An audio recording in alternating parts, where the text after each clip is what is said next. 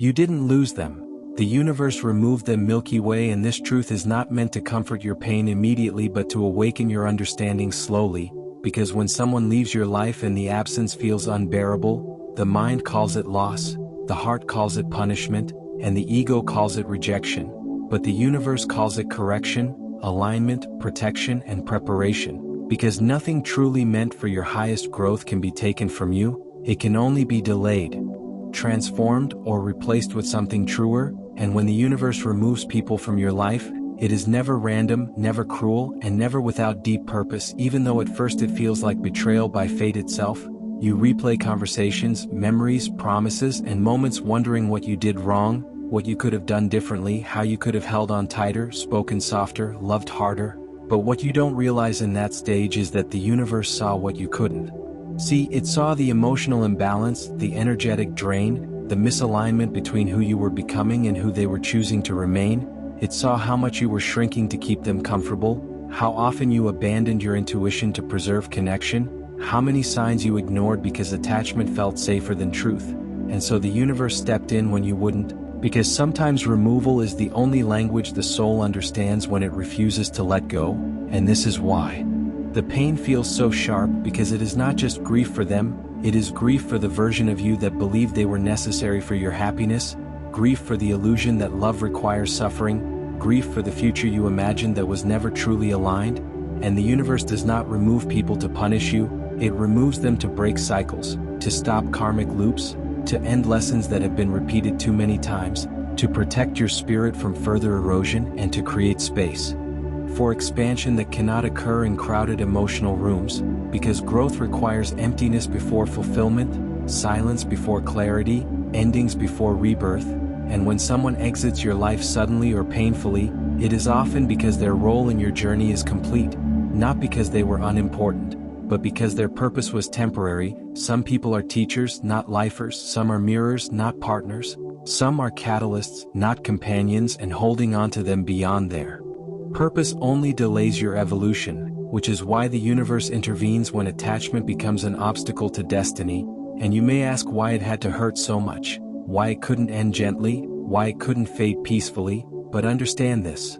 Gentle endings are easy to romanticize and therefore easy to revisit. Painful endings close doors firmly. They shock the nervous system out of illusion. They leave scars that remind you not to return to what broke you. The universe removes people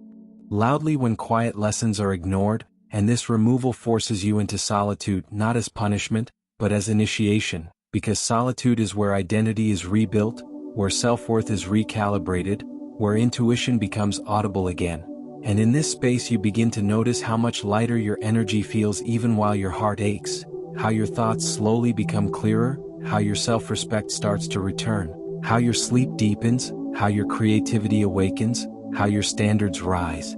And these subtle shifts are evidence that the connection you mourn was costing you more than you realized. And as time passes, the pain transforms into perspective. You see patterns you once defended, red flags you once painted green, boundaries you never enforced, truths you silenced to avoid conflict. And this awareness is the real gift hidden inside the loss, because awareness is power, and power attracts aligned experiences. And this is where the universe begins its quiet replacement, not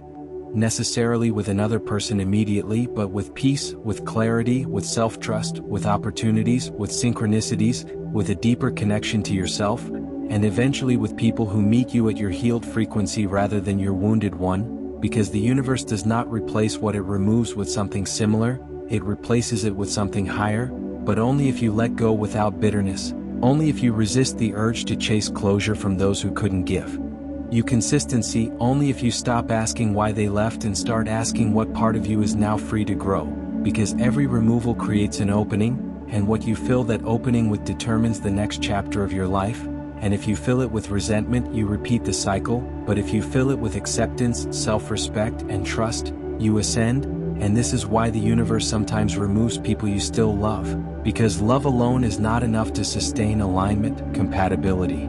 of values, emotional availability, and mutual growth are equally sacred. And when those elements are missing, love becomes a lesson rather than a destination. And the universe loves you enough to end lessons that threaten your becoming, even when you beg it not to, And one day, often when you least expect it, you will look back and realize that the removal you once cursed was the turning point that saved you from a smaller life, a diminished self, a future built on compromise rather than truth. And you will no longer ask why they left, because you will understand why you outgrew them, and in that moment, gratitude replaces grief, clarity replaces confusion, and peace replaces longing, and you finally see that you didn't lose them at all. The universe removed them so you could finally find yourself, and once you find yourself, everything that truly belongs to you finds you too. Milky Way sparkles. Because once the universe removes someone from your life, the real work does not begin in their absence. It begins in your awareness, and this phase is often quieter, heavier, and more confusing than the initial pain, because now there is no drama to distract you, no arguments to process, no messages to analyze, only silence, and silence forces you to sit with yourself, and this is where the universe truly reshapes you, because when distractions disappear, unresolved wounds surface, patterns replay in memory, and you begin to notice how often you abandoned your own needs to maintain connection, how often you accepted inconsistency as love, how often you waited for someone to become who they never promised to be, and this realization can feel brutal because it shifts the story from, "they hurt me," to, "I betrayed myself by staying too long." But this awareness is not meant to shame you, it is meant to free you, because you cannot heal what you refuse to see, and the universe removes people so you can finally see clearly not just them but yourself, your attachments, your fears, your coping mechanisms, your emotional addictions, and in this phase you may feel emptier than before because the identity you built around that person begins to dissolve, routines collapse, expectations vanish, and the future feels undefined. But understand this: emptiness is not loss, emptiness is space, and space is sacred because only in space can something new take root, and this is why the universe often removes people before blessings arrive,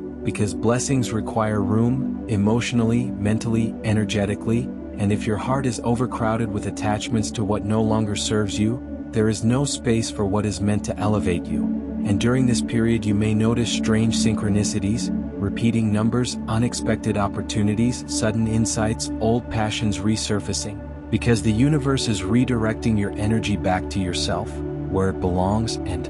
this redirection may feel lonely, but loneliness is not the same as abandonment. Loneliness is the soul calling you back home, calling you to rebuild your sense of self without external validation, calling you to learn how to feel whole without being chosen by someone else. And this is crucial because until you learn to choose yourself, you will keep attracting people who make you earn love instead of receiving it freely, and the universe will keep removing them until the lesson is learned.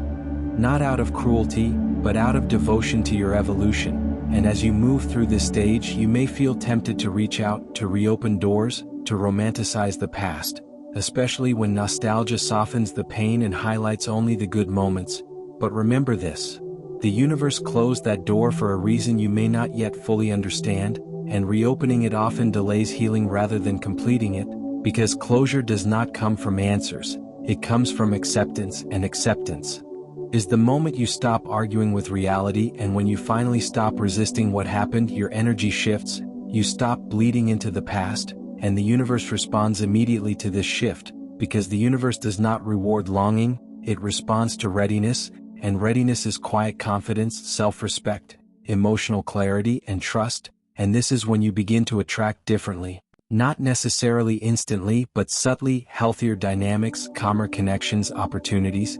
that feel aligned rather than forced, because you are no longer operating from lack, you are operating from wholeness, and wholeness is magnetic. And one of the most powerful realizations in this stage is understanding that the universe did not remove them to make you strong through suffering, it removed them to make you honest with yourself, because strength without self-awareness creates repetition. But awareness creates transformation, and once transformation occurs, you no longer want what once consumed you, you no longer chase people who trigger your insecurities, you no longer confuse intensity with intimacy, you no longer tolerate breadcrumbs disguised as effort, and this is how you know the removal worked, because you have changed, not hardened but refined, not closed but clearer, not bitter but discerning, and eventually you will reach a point where you bless the ending without reopening it, where you can remember without craving, where you can acknowledge love without attachment.